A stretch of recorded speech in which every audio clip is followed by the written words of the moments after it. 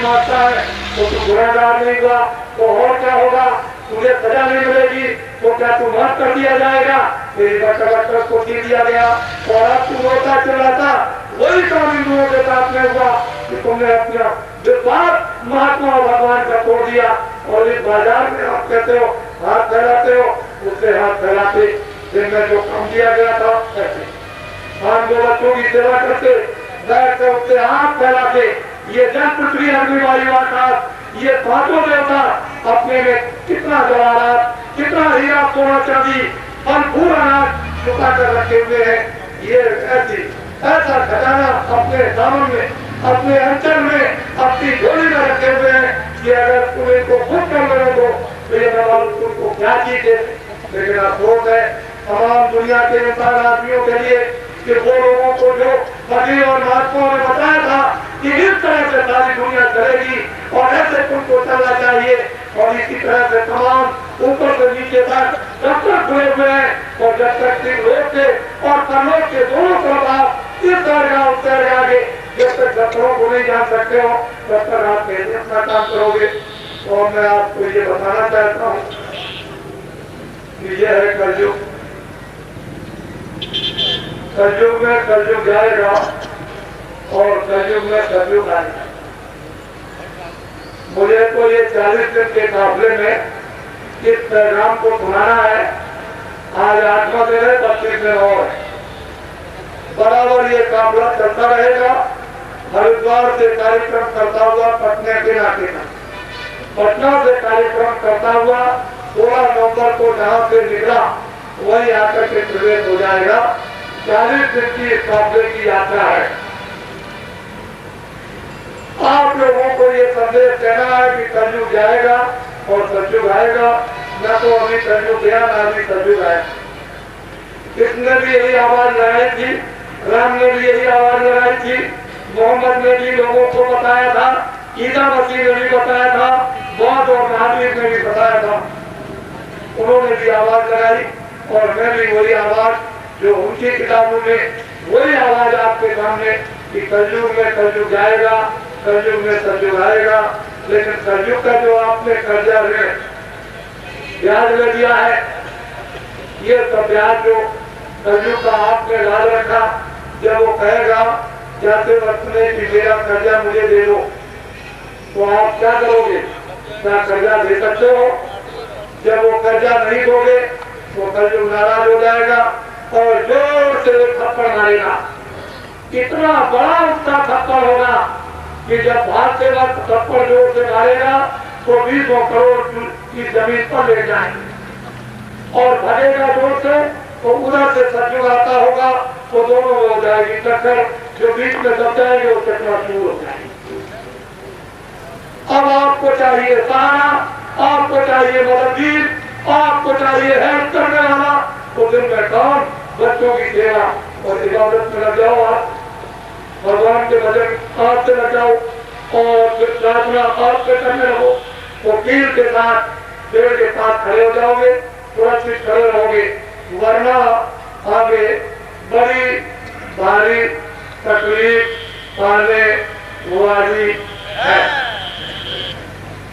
बड़े ध्यान से ये जो कुछ भी देखते हो ये तो रात को जब घर में जाना तो बत्ती बंद करना, एक गिलास चम्मच लेना और ये सब चीज को घोल कर पी जाओ। अभी आपने महंगाई कहाँ देखी? अभी आपने महंगाई नहीं देखी। महंगाई को जब तुम कहोगे तो मैं शहर के बाहर आऊंगा और वहां इकरार कर दूंगा, ये बच्चे और बच्चियां ये सब पे सब ताला लगाकर पैदल पहुंचेंगी उस मैदान में और वहां पूछा जाएगा कि क्यों आप आए तो बताओगे। उस समय तुम्हारी दरख्वास्त लेकर उसके दरबार में दी जाएगी और फिर दरख्वास्त देकर फिर मंजूरी की जाएगी। सतयुग जाएगा और सतयुग आएगा। जब सतयुग आएगा तो 1 एकड़ जमीन में किसान के 150 मन गेहूं पैदा होगा, 4 एकड़ में 600 मन पैदा होगा।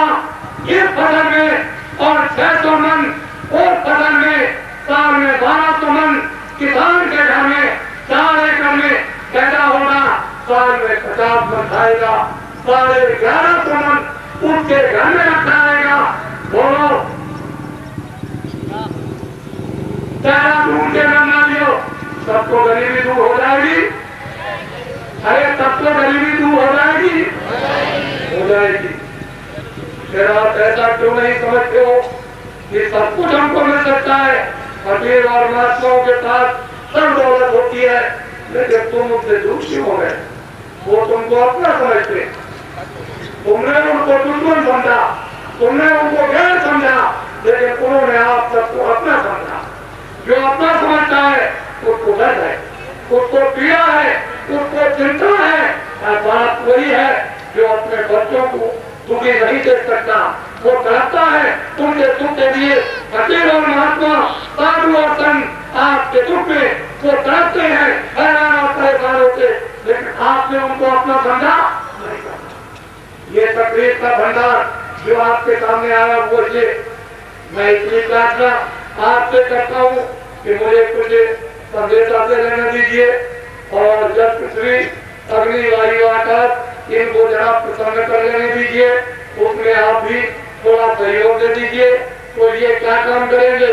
सोना निकाल देंगे, अपने चामक से चांदी निकाल देंगे, हीरे जवाहरात निकाल देंगे, इतना अनाज उनको देंगे, सब्जी और फल कि किसानों के घरों में रखने की जगह नहीं रहेगी।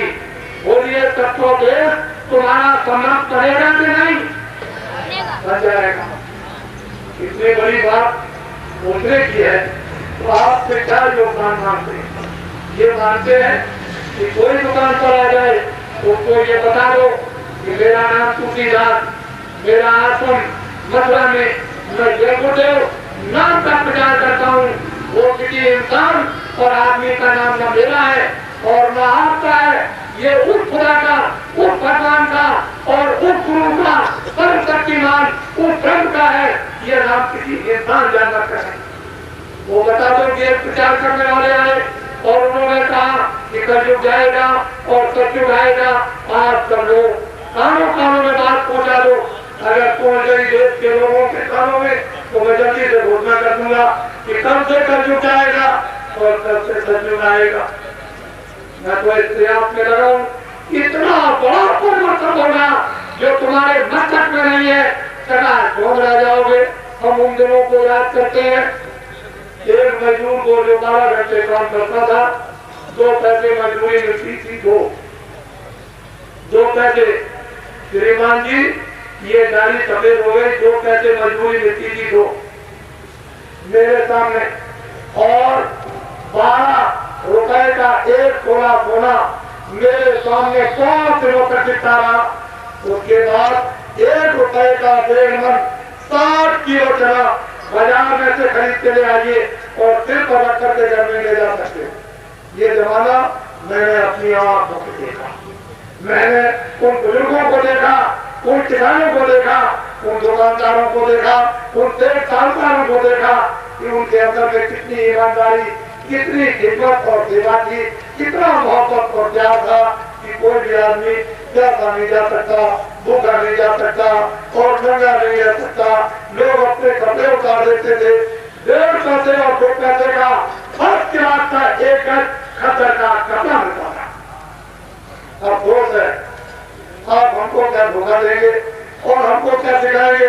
हम तो सीखे सिखाए चले आ रहे। अब भी देखते हैं जब गांधी महात्मा का यहाँ पर कोई भी आंदोलन नहीं चला था, मैं जब भी मौजूद था। जब सत्याग्रह उनका शुरू हुआ मैं यहाँ मौजूद रहा, और जब 32 साल 33 साल यानी उनको गए हो गए, मैं अपने उस जमाने को देख रहा हूँ और अपनी इस जमाने को देख रहा हूँ, तो जमीन और आसमान का अंतर हो गया।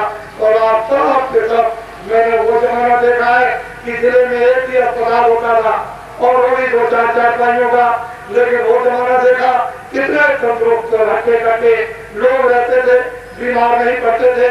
माताओं को अस्पताल में बच्चा पैदा करने के लिए ले जाने की कोई जरूरत नहीं, वो चक्की चलाती थी और चक्की चलाते चलाते बच्चा पैदा हो गया। ये रिश्ते कितनी बीमारियां और कितनी दवाएं और कितने डॉक्टर और कितने अस्पताल और कितने नाम इलाज मत इस दुनिया बदल गया। अब इसको कौन ठीक करेगा? फकीर, महात्मा और कोई किसी की अब ताकत नहीं है। अगर बातों में आपने फकीर और महात्माओं की आवाज को सुन लिया और अपना हित अपना भला चाहा तो जल्दी काम हो जाएगा। और आपने उनको दुश्मन समझा या आपने उनको विरोधी समझा तो बहुत देर लग जाएगी। लेकिन मार खाने के बाद भूख को भी अकल आ जाती है। जब विवश हो जाओगे, लाचार हो जाओगे, मार पड़ेगी आप पर, डंडे आप पर पड़ेंगे, नाना तरह से फंसाए जाओगे और जब चिल्लाओगे तो फिर रात को दिन को फिर फकीरों को याद करोगे। लेकिन फिर भी फकीर दौड़कर यानी आपके पास चले आएंगे। जब द्रौपदी का सिर आया जा रहा था तो कृष्ण भगवान आरक और दुखी होकर जब लौट कहते हैं मेरी गई और मुझे बता दीजिए तो भगवान कृष्ण भी दौड़ के चले आए। इसी तरह से इस दुनिया में हमेशा खुदा को देखने वाले, दीदार करने वाले फकीर और उस परमात्मा का दर्शन करने वाली महान आत्माएं हमेशा यहाँ पर रहेंगी और वो सबको एक रहती। मैंने ये सुना था, लोगों ने कहा देहरादून में जाइएगा। मैंने कहा कार्यक्रम तो है। तो मैंने लोगों से सुना, मैं देहरादून निवासियों से पूछना चाहता हूँ कि यहाँ चोरी डकैती होती है? चोरी डकैती होती है? बहुत होती है। मुझे तो ऐसा लोगों ने बताया था कि इस मजदूरी के नीचे देहरादून में जब जाएंगे तो वहाँ चोरी डकैती है। तो इसके माने उन्होंने कितना झूठ बोला, हमको भी धोखा दिया। वो ये नहीं जानते थे कि बाबा जी पूछेंगे। उनको ये पता नहीं था कि चोरी डकैती के बारे में या रास्ते में लूट लिया जाए तो उसके बारे में पूछेंगे। उनको तो ये मालूम नहीं था। लेकिन मैंने तो आपसे पूछ लिया। अब मैं ये चाहता हूँ जैसे कि किसी के भी घर में चोरी हो, किसी के घर में डाका पड़े, कोई भी बाजार में बहू बेटी इस बाजार में जाए और उसका जेवर या सामान उसका छीन लिया जाए, लूट लिया जाए, तो ये सब का सब चोरी का माल गया हुआ, डकैती का माल गया हुआ या रास्ते में लूटा हुआ, ये सब का माल सरकारी खजाने से दिया जाए। बोलिए आप लोग ये चाहते हो कि सरकारी खजाने से मिले? बोलिए आप। अच्छा, ऐसा मत समझिएगा कि आपने मौसम कर लिया और सोचने लगे कि मेरे घर में तो डकैती चोरी नहीं होगी और कल हो गई तो मुझे भी सरकारी खजाने से दे दीजिए। सोच लीजिए, या तो दिल्ली वाले दे दें, हमें बड़ी खुशी है, या लखनऊ वाले दे दें, या मुंबई वाले दे दें, और अगर नहीं दे सकते हैं तो मुझे देने दीजिए, मुझे देने दीजिए। इतना कुछ तो कीजिए। अगर आप कर सकते हैं तो आप कीजिए। कोई भी हिंदू मुसलमान कोई हो या कोई ईसाई हो, इंसान और आदमी हो, वो ये काम करे और नहीं कर सकता है तो आप मुझे मौका उसको कीजिए। लेकिन नहीं करेंगे तो फिर समझ लीजिए फिर क्या होगा, उसका इंजाम और परिणाम।